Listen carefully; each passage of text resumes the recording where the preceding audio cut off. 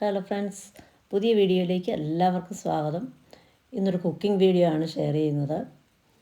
ഇടയ്ക്ക് എന്തെങ്കിലുമൊക്കെ നാടൻ ഫുഡ് റെസിപ്പീസൊക്കെ ഇടാമെന്ന് കരുതി. നാടൻ മുരിങ്ങ 2-3 മുറ്റത്തുണ്ട്. ചില വർഷങ്ങളിൽ ധാരാളമായിട്ടുണ്ടാവും. ഇതിൽ ഇത്തവണയും നന്നായിട്ട് പൂവിട്ടിട്ടുണ്ട്. ചെറിയ തോതിൽ കായുമായി തുടങ്ങിയിട്ടുണ്ട്. കഴിഞ്ഞ ദിവസം ചെറിയൊരു മഴ പെയ്തു.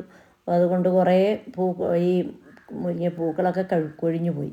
അപ്പോൾ അതെന്തായാലും നഷ്ടപ്പെടുത്തണ്ടെന്ന് വിചാരിച്ച് ഞാൻ കുറേയധികം പെറുക്കിയെടുത്ത് വെച്ചിട്ടുണ്ട്. ഒരു ബ്ലാക്ക് ഷീറ്റ് പ്ലാസ്റ്റിക് അവിടെ വിരിച്ചിട്ടിട്ടുള്ളത് കൊണ്ട് പൂക്കളൊക്കെ അതിൻ്റെ പുറത്ത് വീഴുകൊണ്ട് പൂക്കളൊന്നും അഴുക്കാകത്തില്ല. അപ്പോൾ അതെല്ലാം പെറുക്കിയെടുത്ത് വെച്ചിരിക്കുകയാണ്. മുരിങ്ങപ്പൂ കൊണ്ട് ഒരു തോരനാണ് ഇന്ന് ഉണ്ടാക്കുന്നത്. ഞങ്ങൾ 2 പേര് മാത്രമേ ഇപ്പോൾ വീട്ടിലുള്ളൂ. അതുകൊണ്ട് ഞങ്ങൾക്ക് ആവശ്യത്തിനുള്ള പൂക്കളൊക്കെ നന്നായിട്ട് കഴുകിയെടുത്ത് വെച്ചിട്ടുണ്ട്. അതിനാവശ്യമായിട്ടുള്ള ഒരു 5-10 ചെറിയ ഉള്ളി അത് നന്നായിട്ട് കഴുകിയെടുത്ത് അരിഞ്ഞ് വെച്ചിട്ടുണ്ട്. ഒരു ചെറിയ മുറി തേങ്ങ ചിരകി വെച്ചിട്ടുണ്ട്. വെളിച്ചെണ്ണയൊക്കെ അല്പം മാത്രമേ ഒഴിച്ചിട്ടുള്ളൂ. അതിലേക്ക് കുറച്ച് അരിയും കടുകും ഇട്ട് കൊടുത്തിട്ടുണ്ട്. 2 വറ്റൽമുളകും ഇട്ട് കൊടുത്തിട്ടുണ്ട്. ഇനി ഇതിലേക്ക് കുറച്ച് കറിവേപ്പിലയും ഇട്ട് കൊടുക്കാം. ഇനി ഇതൊന്ന് നന്നായിട്ട് ഇളക്കി കൊടുത്ത് നമുക്കത് മൂത്ത് വരുമ്പോൾ അരിഞ്ഞ് വെച്ചിരിക്കുന്ന ആ ചെറിയ ഉള്ളി നന്നായിട്ട് നമുക്കൊന്ന് വഴറ്റി കൊടുക്കണം. അധികം എണ്ണ ഒഴിക്കാത്തതുകൊണ്ട് നമുക്ക് ഉള്ളിക്കകത്തേക്ക് അല്പം ഉപ്പ് പൊടി ഇട്ട് കൊടുത്തു കഴിഞ്ഞാൽ പെട്ടെന്ന് അത് വഴന്ന് വരും. ആവശ്യത്തിനുള്ള മഞ്ഞളും ചേർത്തിട്ടുണ്ട്. ഇനി ഇതൊന്ന് നന്നായിട്ട് വഴറ്റി കൊടുത്താൽ മതി.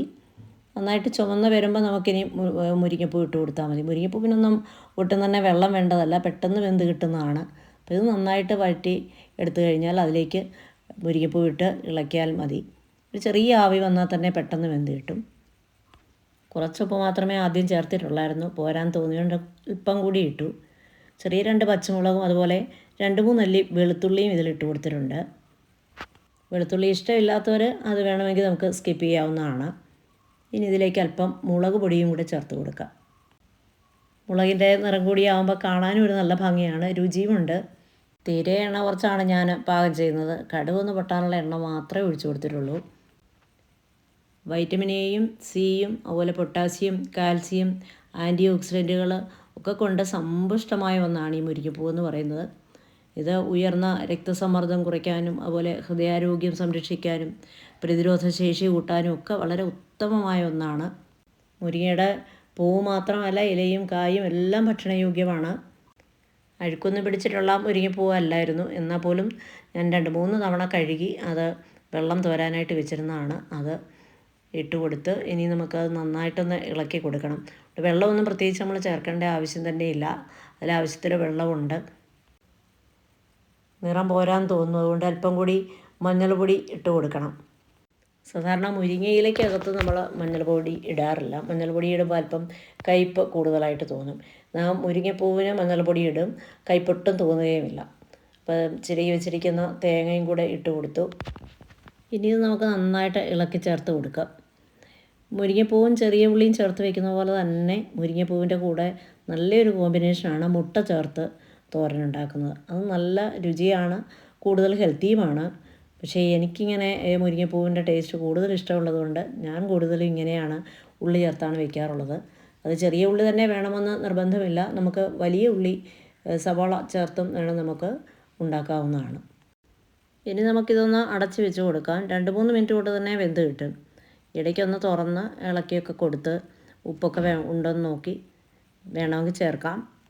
അങ്ങനെ സ്വാദിഷ്ടമായ മുരിങ്ങപ്പൂ തോരൻ റെഡിയായിട്ടുണ്ട്. ഇതിൻ്റെ രുചി പറഞ്ഞറിയിക്കാൻ പറ്റില്ല. ഒരു തവണ കഴിച്ചു കഴിഞ്ഞാൽ വീണ്ടും കഴിക്കാവുന്ന ഏറ്റവും നല്ല നാടൻ വിഭവങ്ങൾ ഇതുപയോഗിച്ചുണ്ടാക്കാം. ഇത് വേവിച്ച് ഉപ്പും എണ്ണയും ഒക്കെ ചേർത്ത് കഴിക്കാം. അതുപോലെ പൂവ് ഉണക്കിപ്പൊടിച്ച് തേനിലോ അല്ലേ പാലിലോ ഒക്കെ ചേർത്ത് കഴിക്കാവുന്നതാണ്. മുരിങ്ങയുടെ ഇലയും കായും പൂവും എല്ലാം ഭക്ഷണയോഗ്യമാണല്ലോ. പ്രമേഹമുള്ളവർക്കും അതുപോലെ രക്താതിമർദ്ദം ഉള്ളവർക്കും ഒക്കെ വളരെ ഉത്തമമാണ് മുരിങ്ങയില. എന്ന് കരുതി ഇതൊക്കെ ആവശ്യത്തിൽ കൂടുതൽ കഴിക്കാൻ പാടില്ല. ഇലവർഗ്ഗങ്ങളിലാണെങ്കിൽ ഏറ്റവും കൂടുതൽ പ്രോട്ടീനും അതുപോലെ വൈറ്റമിനും ഒക്കെ അടങ്ങിയിട്ടുള്ളതാണ് മുരിങ്ങയില എന്ന് പറയുന്നത്. അപ്പോൾ ഈ ചെറിയ വീഡിയോ ഇവിടെ വൈൻഡപ്പ് ചെയ്യുകയാണ്. അടുത്ത വീഡിയോയിൽ കാണും വരെ എല്ലാവർക്കും നമസ്കാരം. Thanks for watching.